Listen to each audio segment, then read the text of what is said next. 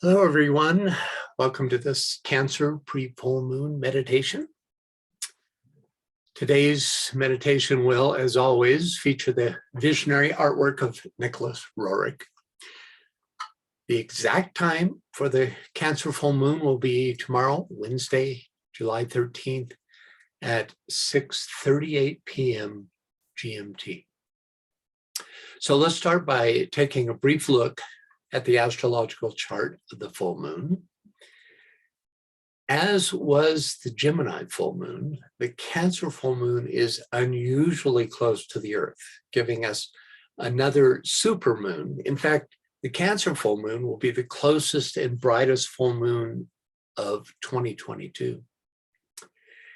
And it is conjunct Pluto, thus shining a bright light on Pluto's ongoing process of dredging up that which needs to be transformed. I mean, we see this internationally with the war in Ukraine and with all the other crises that are coming to the surface in many different countries.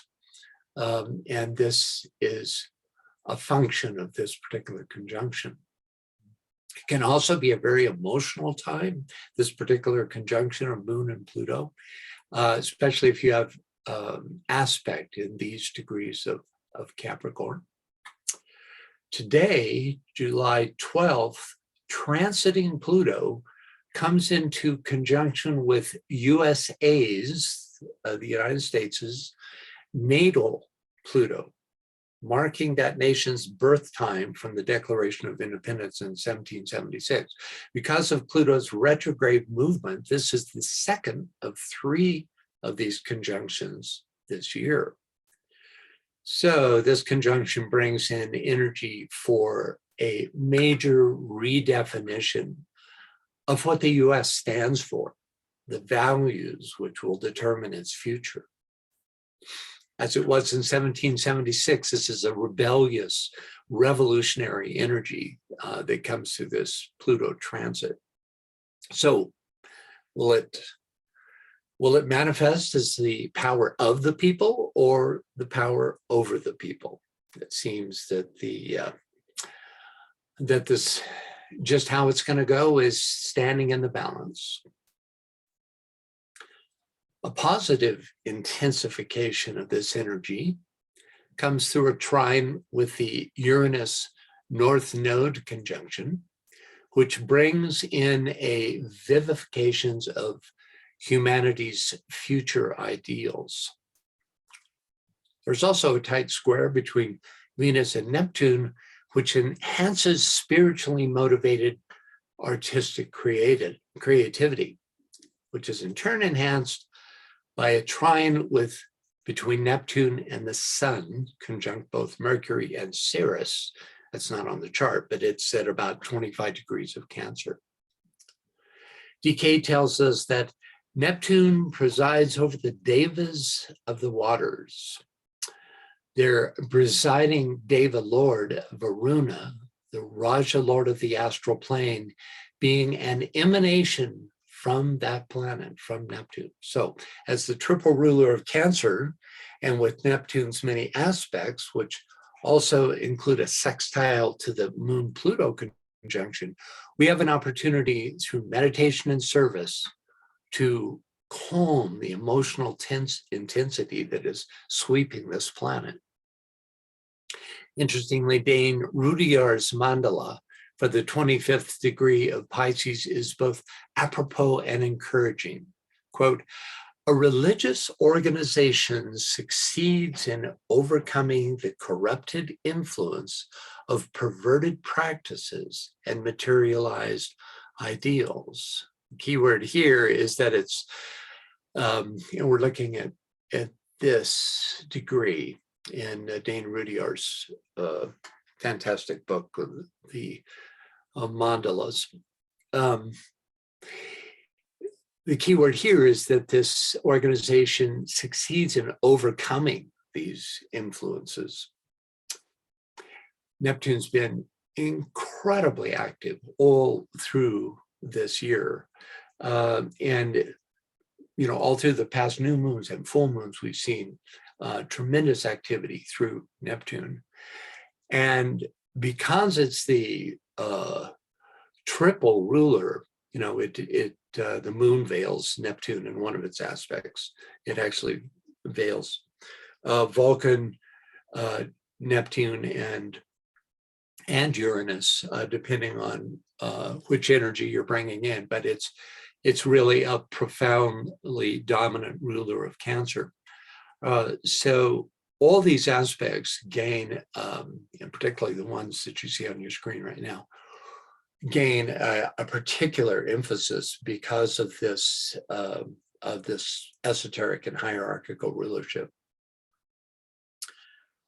Okay, let's take a quick look at Cancer, whose exoteric keywords are "let isolation be the rule, and yet the crowd exists," a reference to the personality aspect when it first takes incarnation, and whose esoteric keywords are "I build a lighted house and therein dwell," which states the soul's goal for incarnation, for the whole period of incarnation. This is the great goal, is to build a lighted house. So Cancer is a sign of the crab, which symbolizes the duality of form and soul unified in the physical body. It is also the first of two major astrological gates, providing the wide road into incarnation, which leads eventually to its opposite pole in Capricorn, which leads the initiate out of human incarnation. In his 2-volume set, The Celestial Ship of the North, E. Valentius Straighten says, through Cancer, or the gate of man, the soul descends upon earth to unite with the body, which is its spiritual death. Through Capricorn, the gate of the gods, it reascends to heaven. Of course, we have to take with a grain of salt the idea of a spiritual death. It's a spirit, you could say it's an interlude where form dominates for some time, but is very much a part of the overall growth of that indwelling jiva. In esoteric astrology, DK tells us, in Cancer, this living substance assumes a triple differentiated relationship to which we give the name of life, Aries, of consciousness, Taurus, and manifested duality, Gemini. And these three blended together come into outer manifestation to be consciously directed and controlled in Cancer, thus leading to the great liberation, which takes place in the polar opposite to Cancer, Capricorn. So we see here that, that initial impulse in Aries, which is the life impulse to the will to be, to take form. And then also consciousness is connected with Taurus, but also the astral body is assumed in that sign. And then the etheric body, Gemini is much associated with through this, what's called the manifested duality. And then all come together through Cancer. Okay, also from EA. In Cancer, God breathed into man's nostrils the breath of life, and man became a living soul. In these words, you have established the relation which exists in the mind of God between spirit, the breath of life, the soul, consciousness, and man, the form. However, does that statement convey an intelligible concept to your mind?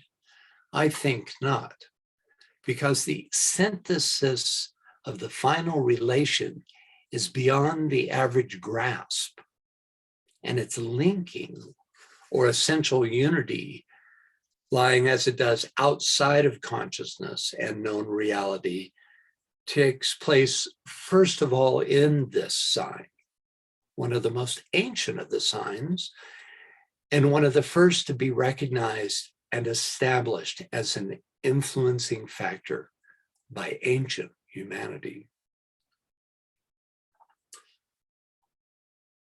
Okay, let's take a quick look at the Heraclean labor associated with Cancer.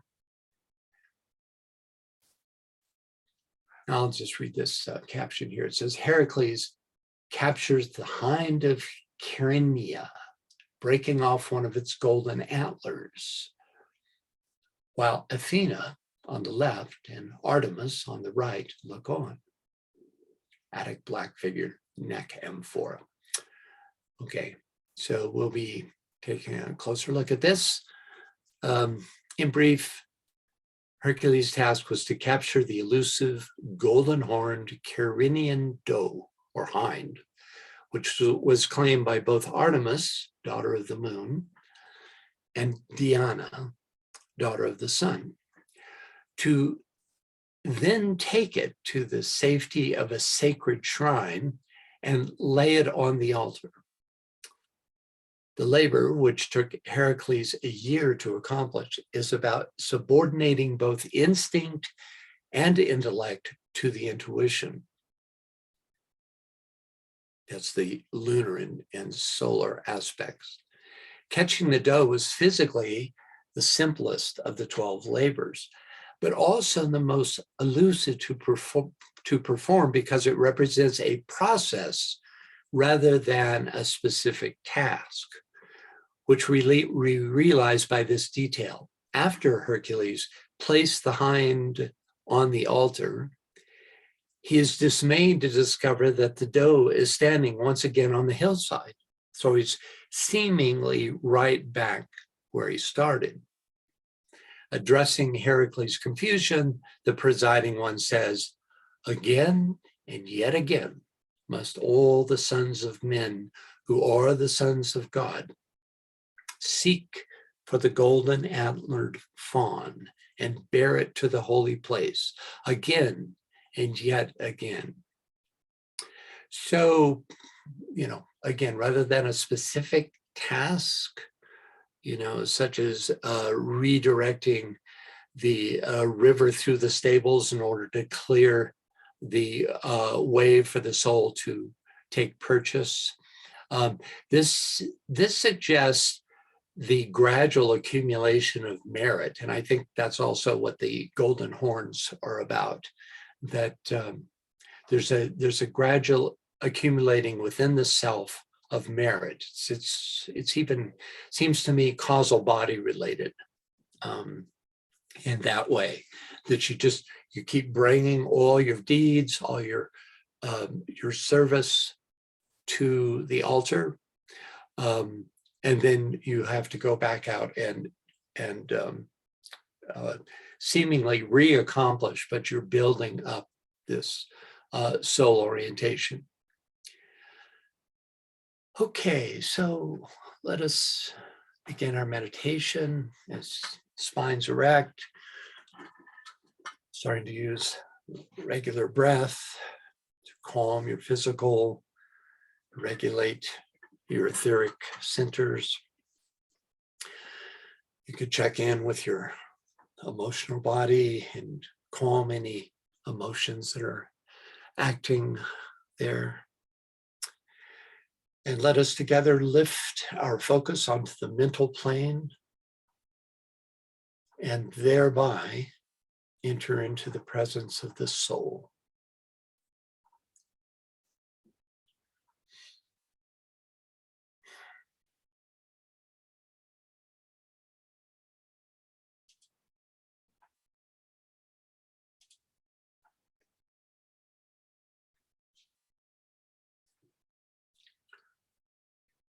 As we deepen this contact,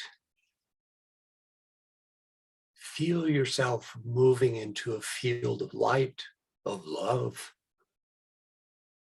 and of spiritual power.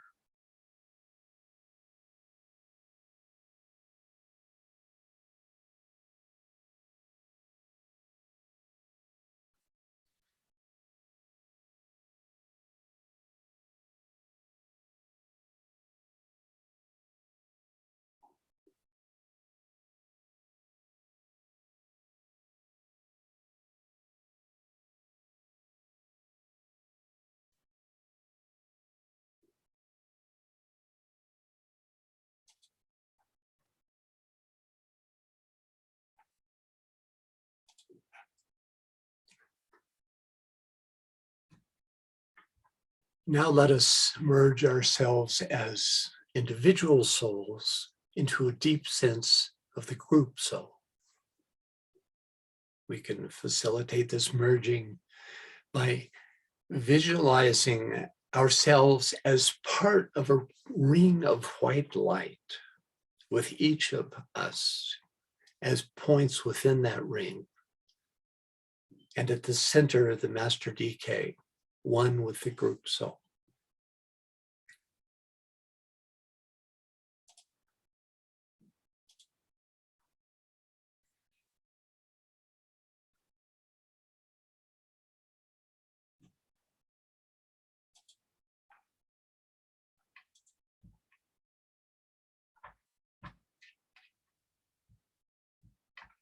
As our sense of unity strengthens, let us extend this field of inclusiveness, this sense of connection out to the spiritually minded people of the world, including all men and women of goodwill.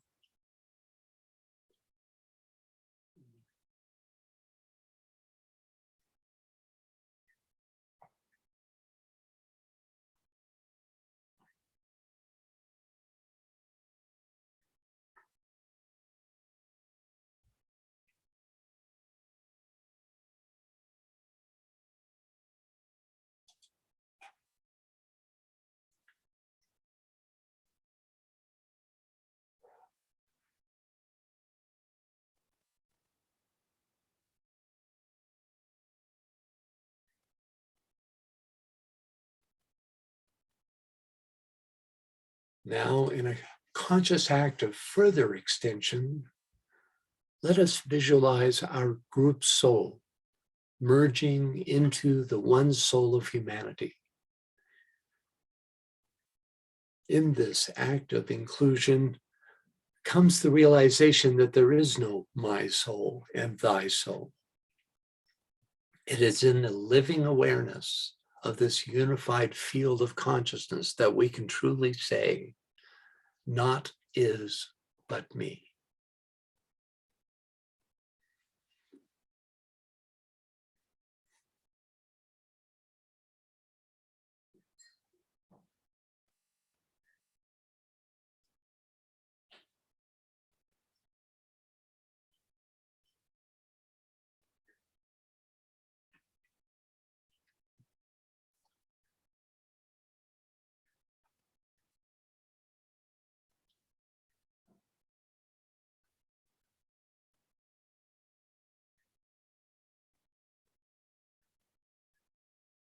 Now, bringing to bear the will aspect of the soul, visualize a potent point of tension within the mental unit, demonstrating as the color of your soul ray.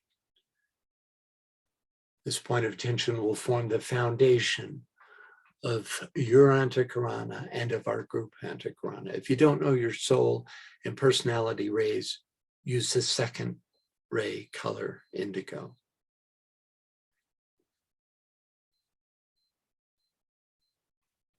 Take a moment to establish this foundation at the mental unit.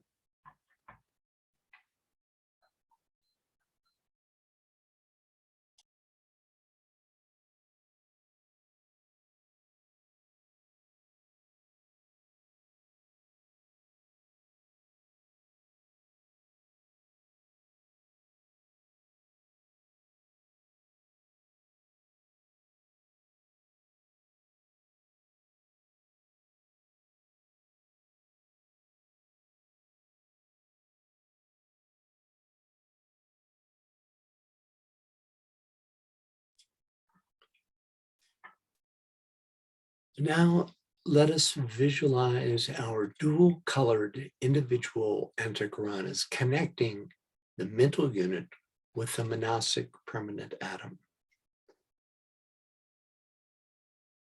weaving the strands of the soul ray and the personality ray, which now is soul infused.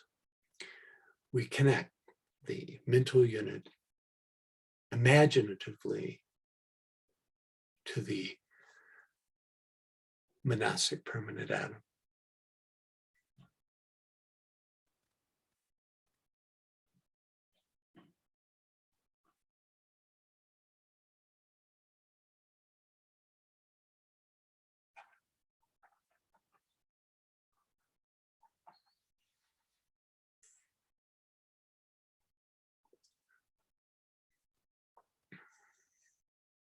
Now, let us visualize our individual antahkaranas merging into the group antahkarana, which glows with all the 7 colors, but primarily the deep indigo blue of the second ray, reaching into the realms of the spiritual triad.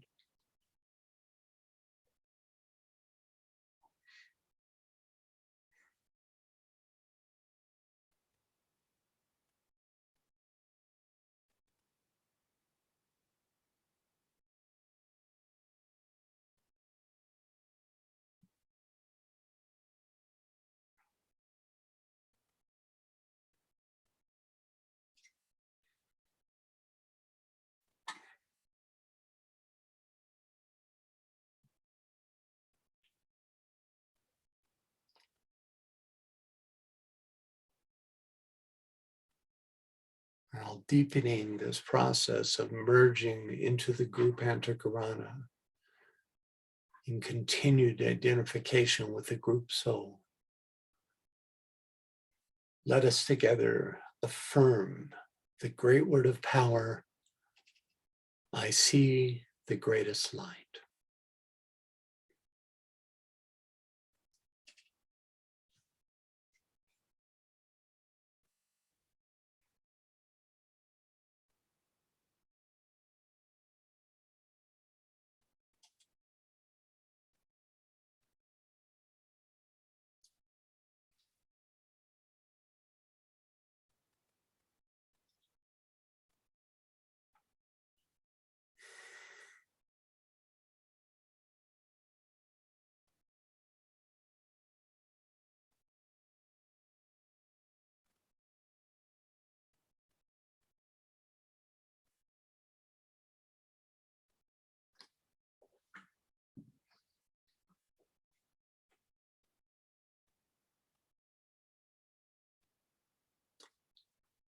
Now, from the point of group tension on the mental plane, let us together imaginatively project a line of vivid, living white light into triadal realms.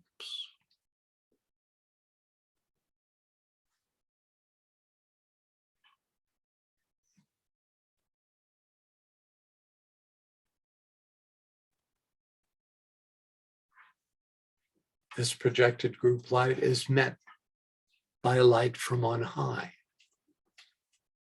In the presence of this great light of the spiritual triad, let us as a group attempt to feel the presence of the great white brotherhood, the Lodge of Masters, the spiritual hierarchy of our planet.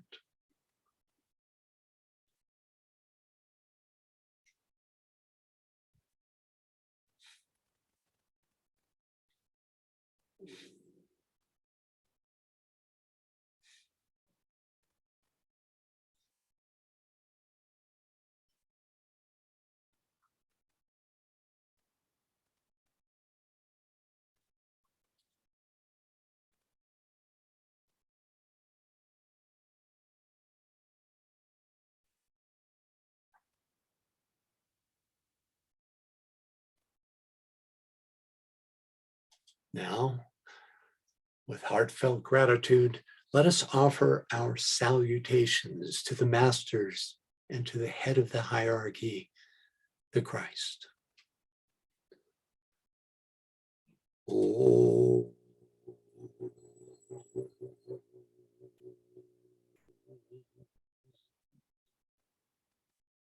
Salutations to the Buddha, the Lord of light and wisdom.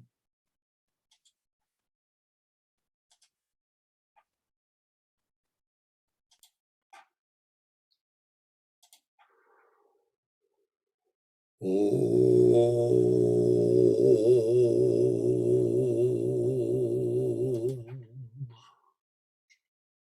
Salutations to the Christ, the Master of all masters.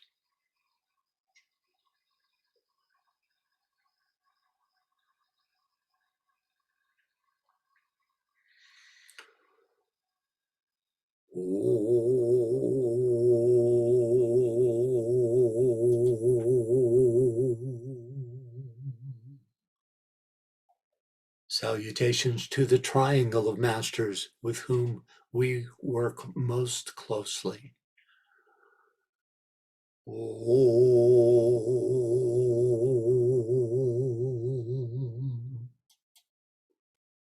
To Master Moria.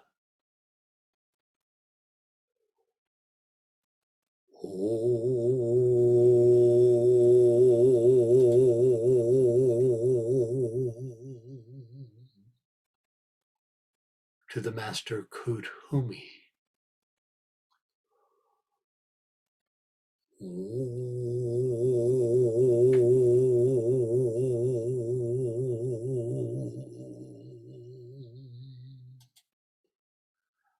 And to the Master Dual Cool.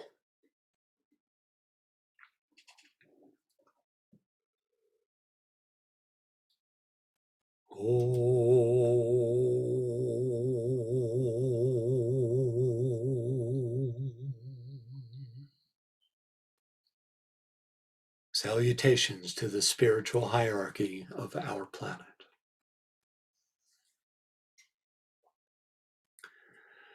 Now, as a group, let us lift our thoughts to Shambhala, the center where the will of God is known, and with deepest reverence and in all humility, attune to the presence of Sanat Kumara, standing at the center of Shambhala.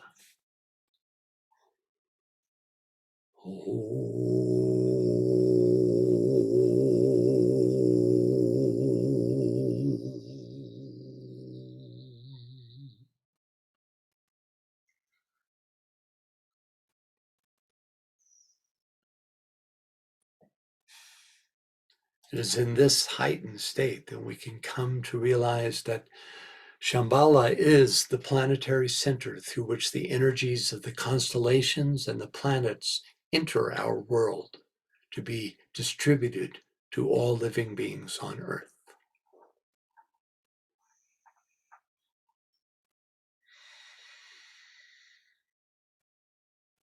Now, let us align with the spiritual qualities emanating from the two planetary rulers of the sign Cancer. The moon, the exoteric ruler, veiling either Vulcan, Neptune, or Uranus, and representing the prison of the soul. Neptune, as esoteric ruler, opening the emotional nature to the influence of love and compassion. And again, Neptune, as hierarchical ruler, imbuing the consciousness with buddhi, intuition, the power of identification, and the realization of oneness.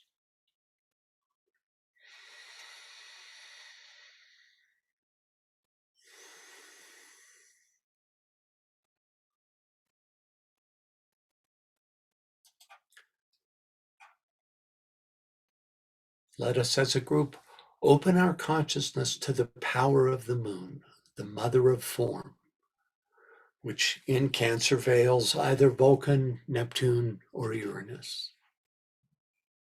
This exoteric ruler conveys the ability to rebuild the three personality vehicles in such a way that they may prove fit to receive, contain, and radiate the light and love of the soul. Vulcan rebuilds the physical etheric body, Neptune, the astral body, and Uranus, the mental body. So let us contemplate our personality sheaths. What needs to be strengthened and reattuned to bring one or more of these lunar vehicles into condition capable of soul reception. Let us open ourselves to these planetary energies.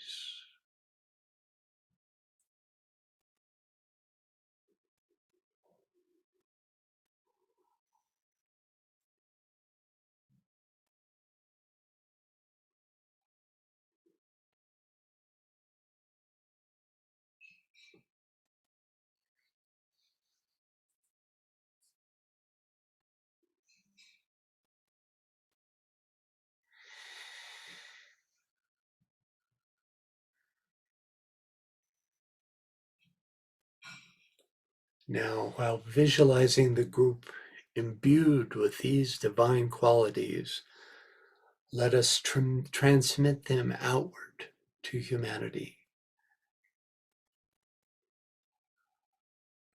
Vulcan, which heals the physical etheric body of the planet. Neptune, which rebuilds and heals the astral body. And Uranus, which vivifies and rebuilds the mental body.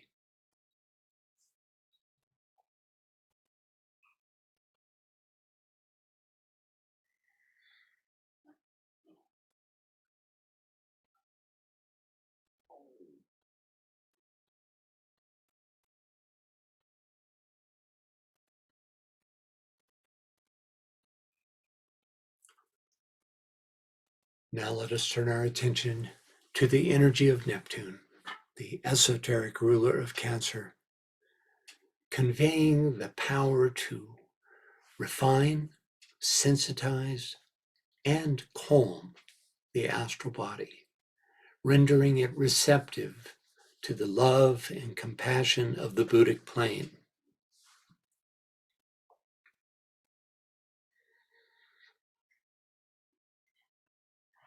Visualize Neptune and the glyph of Neptune,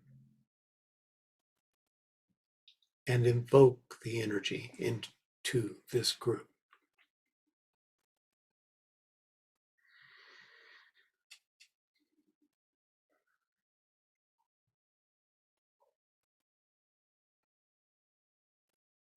Exalted in Cancer, Neptune confers the ability to penetrate the veils, to reveal the ideal lying behind the form, and thus to fathom the mystery of quality and appearance.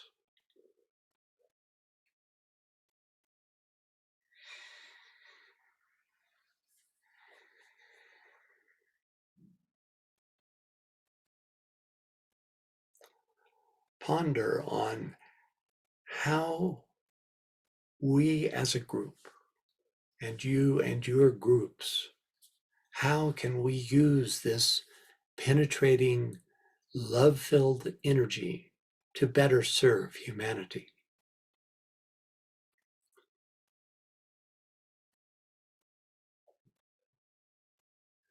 Visualize this Neptunian energy flooding the group aura.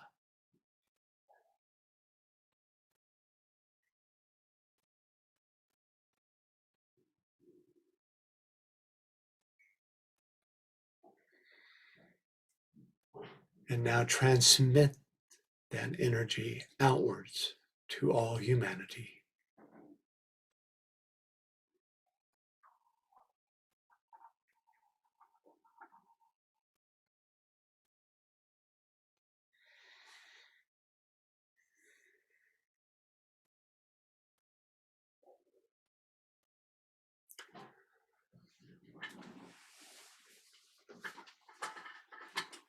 Now, let us as a group penetrate deeper into the essence of this Neptunian stream, where as hierarchical ruler, it reveals the way that leads to identification with the heart of life within the form. This is Neptune as Christ, as Buddhi permeating every form throughout the cosmic physical plane.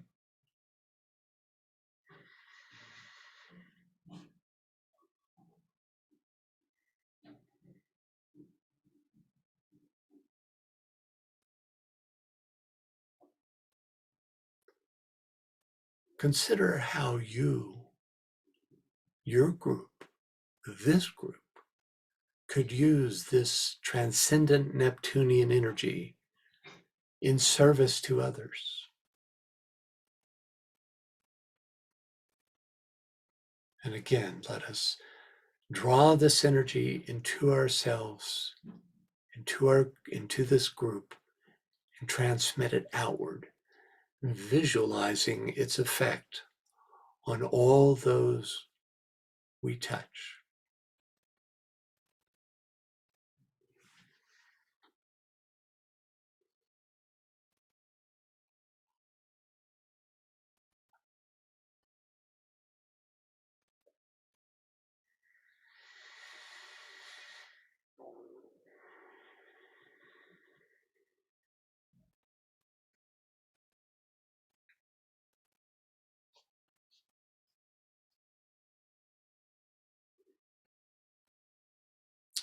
Now let us turn our attention to the solar logos, who expresses its great life through all parts of our solar system. Let us, as a group, come into a feeling awareness of the second ray of love wisdom, that great field of energy which pours into this solar system through Gemini, through the solar logos, to all the planets, through Shambhala, and through every monad, soul, and personality on our planet.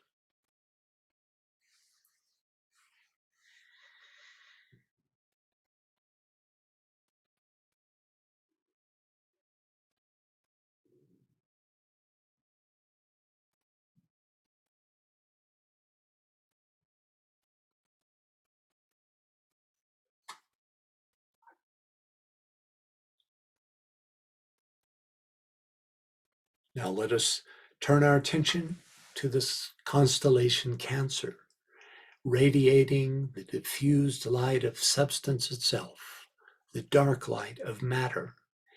It is this light within the threefold form nature that awaits and stands receptive to the stimulation coming from the light of the soul.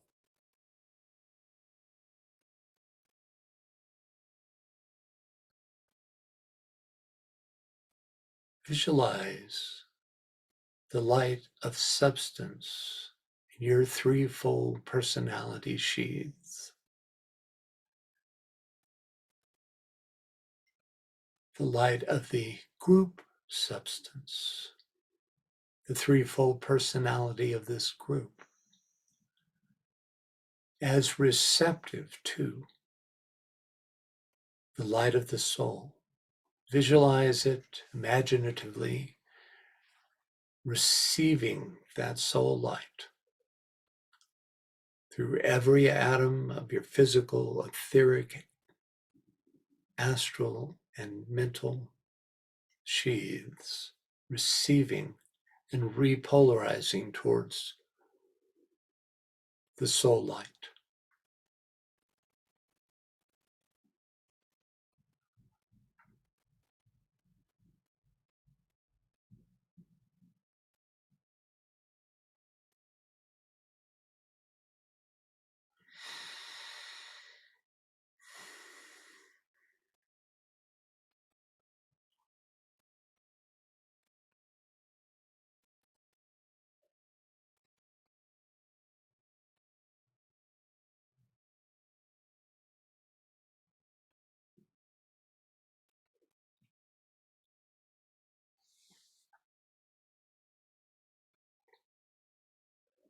It is in this way that the esoteric mantra of Cancer, I build a lighted house and therein dwell, comes into being.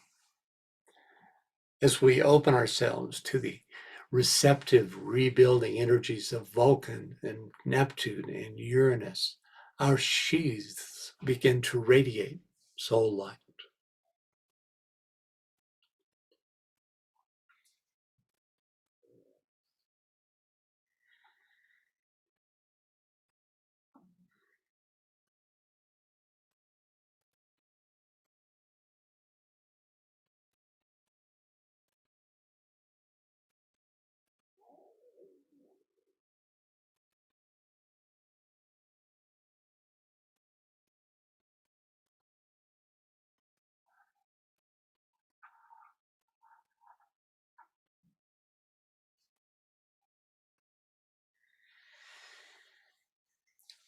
Okay, let us together visualize the following energetic downflow, starting in the constellation Cancer, flowing down through the solar logos at the heart of the solar system, on through Neptune and the moon into Shambhala,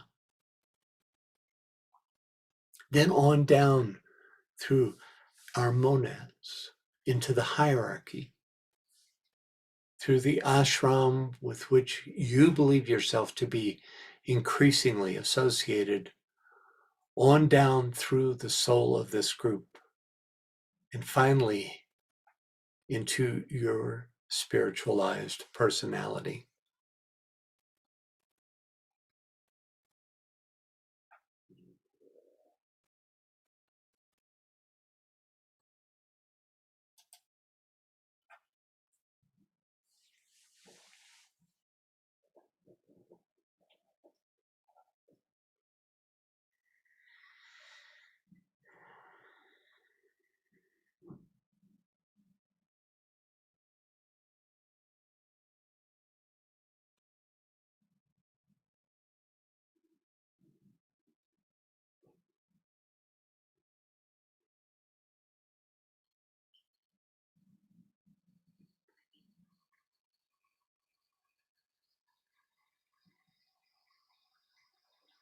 Now, while as a group holding this high alignment, let us with love and compassion consider the world situation and imagine the ways in which the rebuilding ideal energies of Cancer might flow through us, flow through this group for the upliftment and redemption of humanity and the planet. In what ways can this group direct this healing, rebuilding energy of Cancer out into the world? Choose one particular arena and direct this group energy out into that place.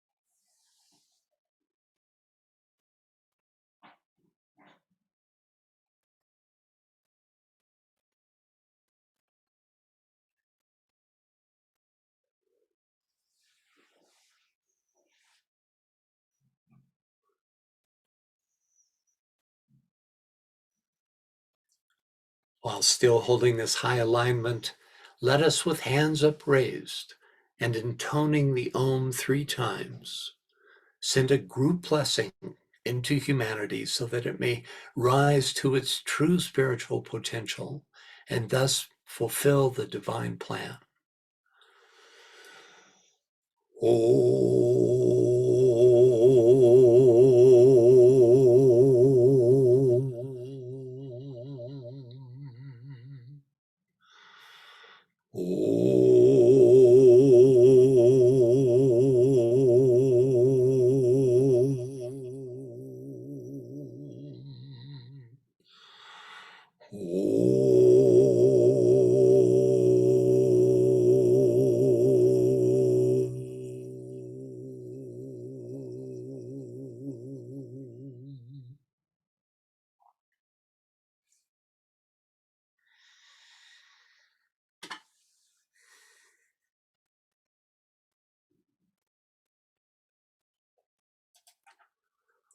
Okay, we'll finish with a great invocation.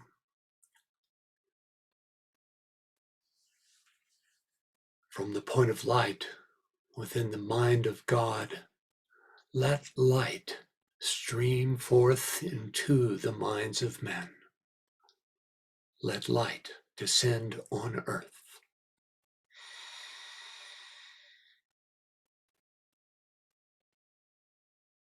From the point of love within the heart of God, let love stream forth into the hearts of men.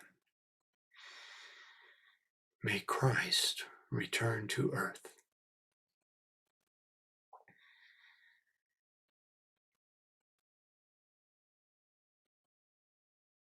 From the center where the will of God is known, let purpose guide the little wills of men, the purpose which the masters know and serve.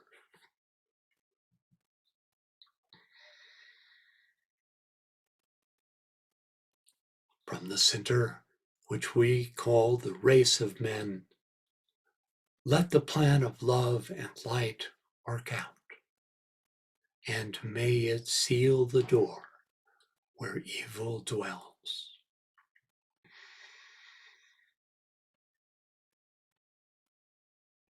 Let light and love and power restore the plan on earth.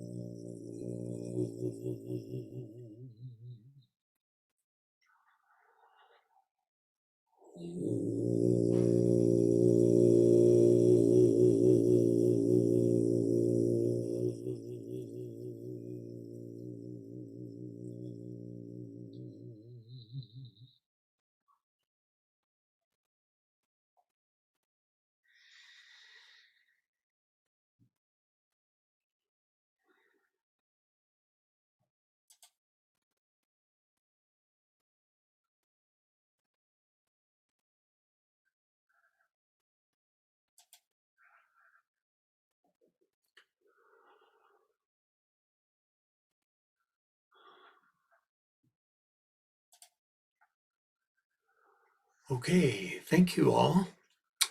Tuya will be hosting the Exact Moment Cancer Full Moon meditation tomorrow. As always, the link can be found at moriafederation.com. Then click on weekly Moria Federation events as shown here. Also, I will be continuing with the new Fellowship of Cosmic Fire on July 22nd. So thank you all again for attending. See you next time.